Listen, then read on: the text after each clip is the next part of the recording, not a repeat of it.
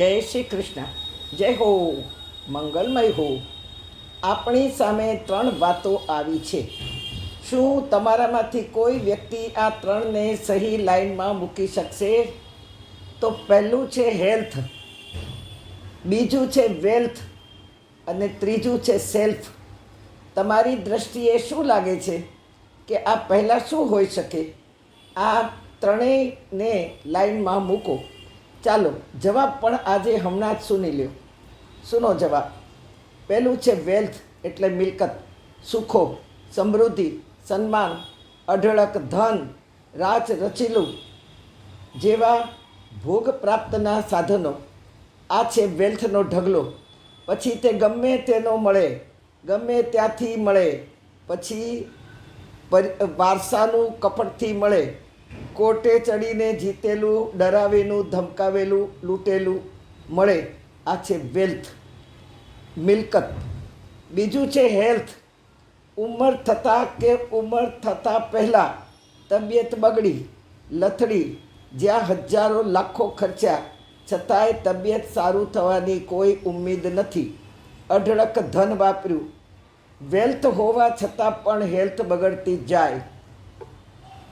કરોડો કરોડો હોવા છતાં પણ વેલ્થ હેલ્થને કામ લાગે નહીં.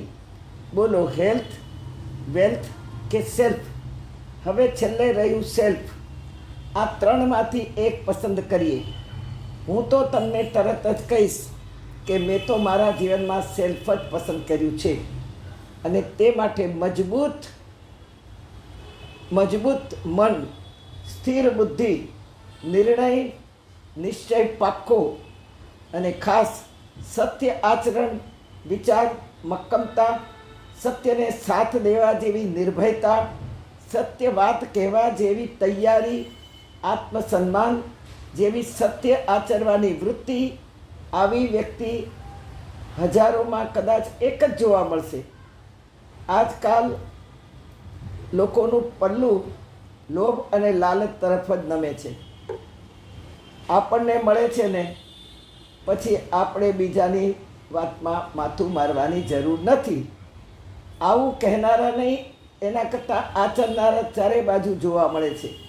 જેને આપણે અત્યાર સુધી મારા સમજતા હતા, આ મારો મિત્ર, આ મારો ભાઈ, આ મારો કાકો, આ મારો માસો, આ મારી માસી, આ મારું, આ બધા મારા લોકોએ જ મારવાની તૈયારી કરી દીધી હોય ત્યાં મારું કોણ?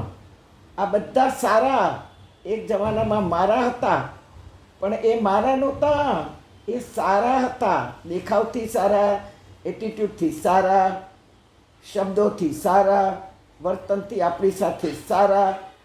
પણ જરાક પણ મોકો મળ્યો કે પલટી મારી દીધી. આ સારા કદી મારા થયા નહીં. કહેવત છે કે સગા વહાલા ના, સગા કદી વહાલા ન હોય અને વહાલા કદી સગા ન થાય. હંમેશા સગો ભાઈ કે જેની સાથે ફાવતું ન હોય, બનતું ન હોય, બોલવા વ્યવહાર ન હોય, પણ મોઢે માનેલો ભાઈ, મોંથી માનેલો ભાઈ દોડીને આવે. જેવા કે દ્રૌપદીની સહાય કરવા શ્રી કૃષ્ણ દ્વારિકાધીશ દોડ્યા.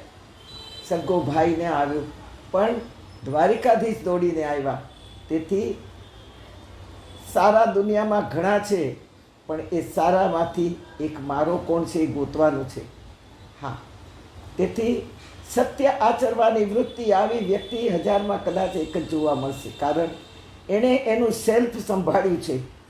સેલ્ફનો અર્થ શું?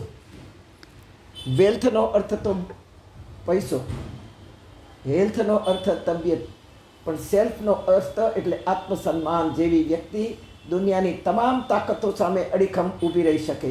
જેનું સેલ્ફ મજબૂત છે તેવી વ્યક્તિ રોગ સામે પ્રતિકાર કરી શકે, ભોગથી અલિપ્ત રહી શકે.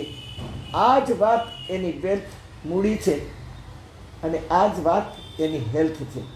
નરસિંહ, મીરા, તુકારામ, નામદેવ, એકનાથ, કર્મબાઈ, શકુબાઈ, સુદામો, વિદુર, કુંતા, દેવકી, યશોદા, રાધા જેવી મહાન શક્તિઓ પાસે વેલ્થ નહોતી. ક્યારેક બીમાર પણ પડ્યા હશે, પણ એમનું સેલ્ફ બહુ મજબૂત.